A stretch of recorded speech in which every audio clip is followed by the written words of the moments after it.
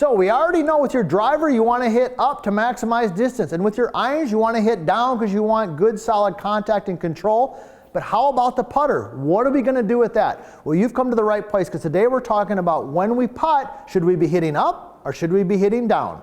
I'm PGA teaching professional Todd Kolb, and we all know this. The simplest and easiest way to lower your score is to improve your putting. So we're going to talk about what we call angle of attack. And we're going to talk about what are some drills or a specific drill you can do to help you understand where that should be. And I'm going to give you some real good tips here on how to make that happen. Now, first of all, when we're talking about angle of attack, what we're talking about is how the club is traveling at the moment of impact. So we know, as we already said, with the driver, you want to be hitting slightly up on the ball because that brings spin down, increases launch, and maximizes your distance.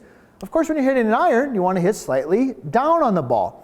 With a putter, you actually want to be hitting ever so slightly up on the ball. So if we're talking about degrees, we're talking about maybe half a degree or 1 degree of upward angle of attack. So how do we do that? Well, I've got a couple different things I want to share with you, because here's what I want you to know.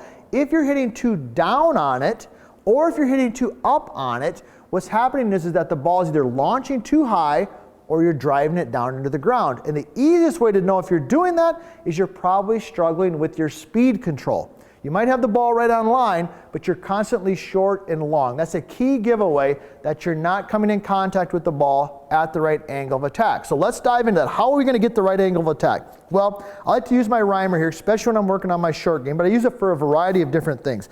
All right, and it's got some letters on here.